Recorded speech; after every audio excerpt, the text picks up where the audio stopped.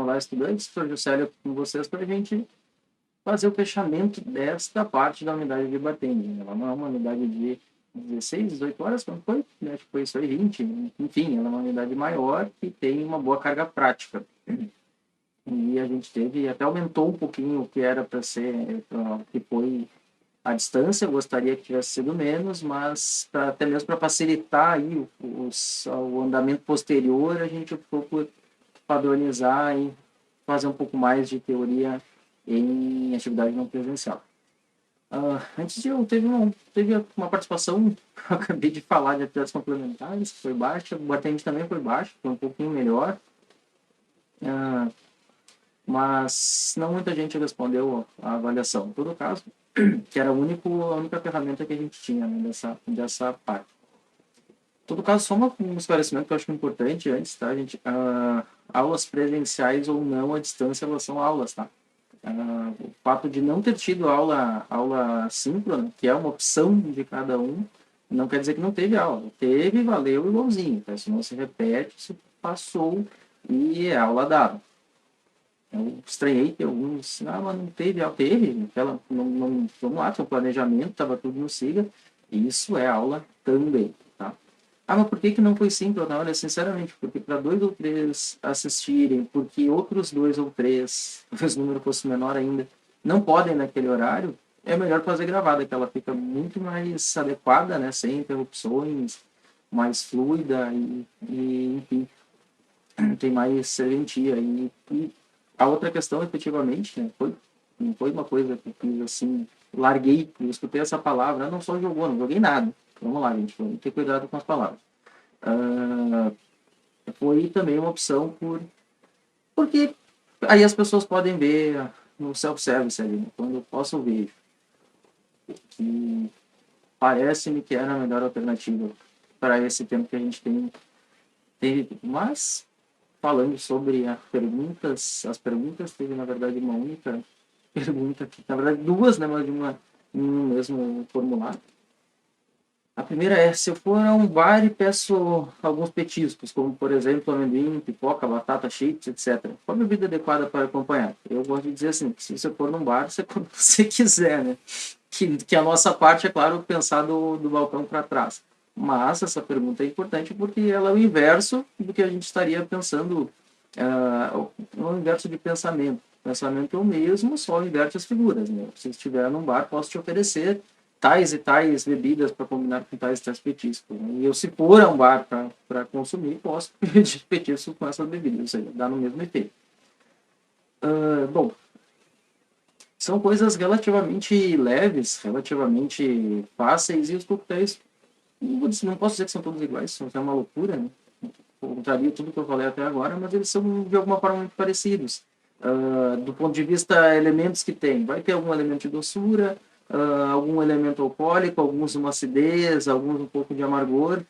Eu digo tudo isso que eles são parecidos por efeito de harmonizar com esses petiscos, que também não tem nada.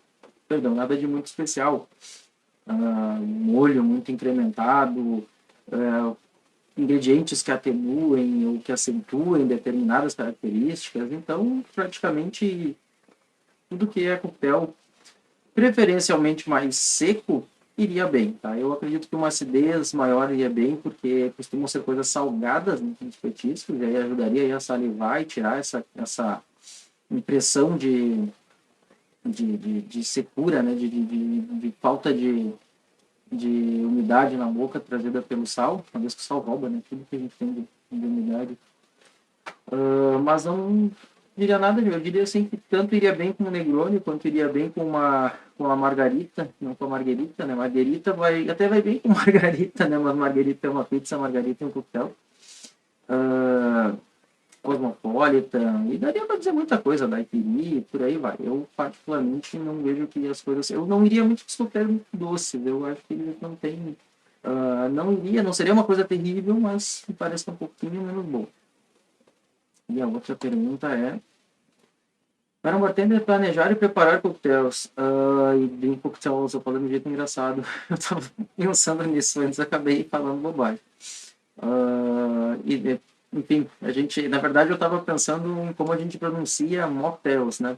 E tipo, já portuguesamos coquetel por coquetel, né? E mocktail vai para quê? E agora eu acabei lendo de um jeito estranho, mas desculpem o pequeno devaneio aqui. O que é mocktails? Se não sabem, deem uma olhadinha. Eu acabei não falando nessa expressão na aula. Tá, mas são coquetéis sem álcool. Pronto. Para evitar que vocês procurem e achem a coisa menos adequada, mas está bem em moda esse assunto. Mas enfim, a pergunta é: para um bartender planejar e preparar coquetéis, pronto, e drinks, é feito um planejamento diário, semanal ou mensal? Eu estou entendendo que para ele planejar e preparar não é ele fazer na hora, enfim, né, durante uma noite, um expediente. Estou entendendo a organização do bar. A organização do bar provavelmente semanal. Algumas coisas têm que ser diária, né? Por exemplo, tudo que for de insumo de uso diário, tu precisa ter, enfim, comprar semanalmente e ter ali a dispensa diária deles, mas provavelmente tu faz compra uma vez por semana, uma vez duas, tá? Eu acho que, eu não sei, não tem muito mistério em relação a isso, que vai variar muito conforme for o ritmo de compra do estabelecimento, as necessidades e tudo mais. Não tem um certo ou errado nisso aí. O errado é faltar, tá? Então saibam sempre qual é a janela que se tem de tempo ali entre compra e ter que durar o insumo, para nem sobrar e nem faltar. Sobrar, né, não é a pior hipótese, mas significa custo, né? E faltar significa falta de produto para atender. Isso é bastante complicado no meu ponto de vista. Mas acho que efetivamente é isso, não teria muito mais a dizer do que isso, né? Que realmente depende muito do ritmo do estabelecimento. E eu suponho que a maior parte esteja fazendo aí compras semanais. Aí algumas vezes faz compra semanal com entrega picada, quando é o caso de ingredientes aí com pouca duração.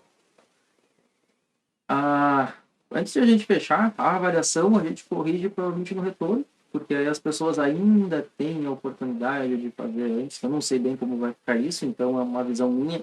Segura ela um pouquinho e a gente corrige no momento mais oportuno. Teve alguns problemas de leitura ali, tá? Aviso para quem não fez, tá?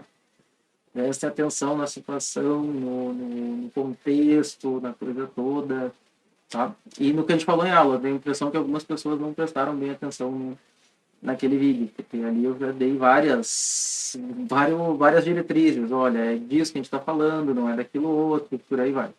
Mas a gente corrige ela quando voltar. Obrigado, nos vemos, espero que estejam bem e, enfim, vamos seguindo que ainda, apesar de tudo, a vida segue. Até mais.